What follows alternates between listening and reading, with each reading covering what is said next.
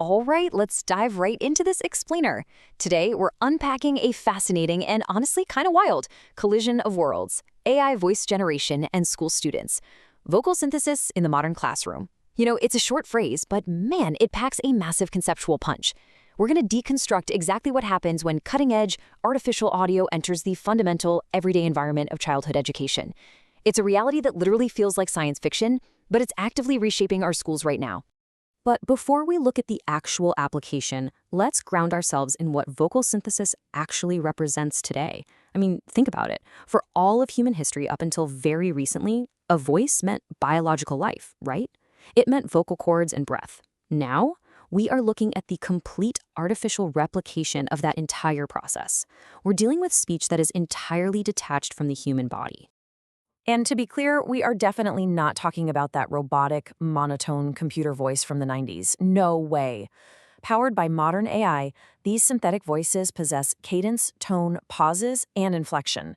It's not just generating sound anymore. It's practically generating the illusion of human intent and emotion. The machine doesn't just talk. It literally sounds like it actually cares about what it's saying. Let's move into Section 1, Defining Vocal Synthesis.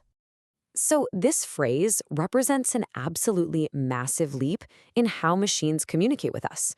We are no longer simply teaching computers to just, calculate data or display text on a screen. Actually, scratch that. It's more like we are giving them the ultimate tool of human persuasion and connection. We're giving them a voice. Think about the pipeline required to mimic humanity flawlessly. It's like a giant puzzle. First, you have the AI acting as the brain, learning all the intricate patterns of human speech. Then you've got the generation engine actually producing the sound. And finally, the synthetic audio output reaching the human ear. It's a highly complex system, and it's designed for one specific goal: to sound exactly like us. Moving right along to Section 2, the modern classroom context. Now, when we top this incredible technology into the modern classroom, we really have to remember that learning spaces are fundamentally evolving. It's no longer just a dusty chalkboard and a row of wooden desks. The modern classroom is already in flux. It's adapting, and it looks structurally completely different from what it did just a generation ago. So, what does this actually mean? Well, it means the classroom is an environment practically primed for new synthetic media. Laptops, smart boards, fully digital curriculums, these are basically the fertile soil where the seeds of vocal synthesis are being planted right now. Today's modern classroom doesn't reject technology, it completely absorbs it. Think about this incredible conceptual divide for a second. On one side, we've got the cold, precise, calculating world of AI and vocal synthesis.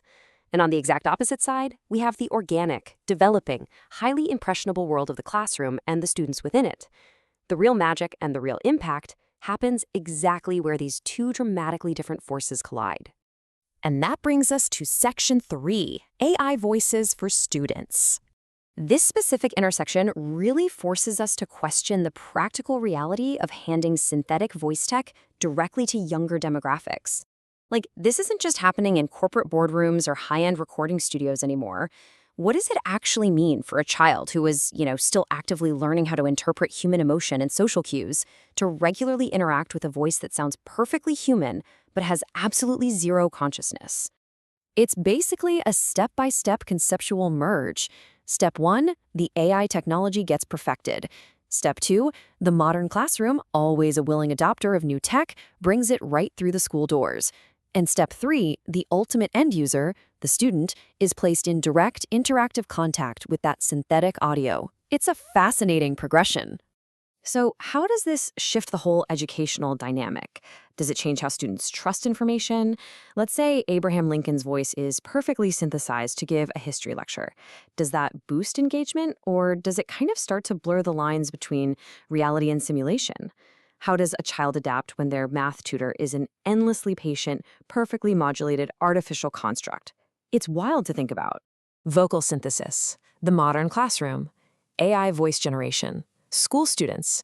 You see, these are absolutely no longer isolated variables. They have totally converged into an entirely new educational ecosystem, one where the boundaries between human communication and machine output are seamlessly blended, right in the very place where young minds are formed. To wrap up this explainer, I want to leave you with this really provocative thought. What is the ultimate impact on these students? Are we going to usher in an era of hyper-personalized learning with tireless synthetic tutors, or will it fundamentally alter a child's baseline understanding of human interaction? The technology is here, and the students are ready for it.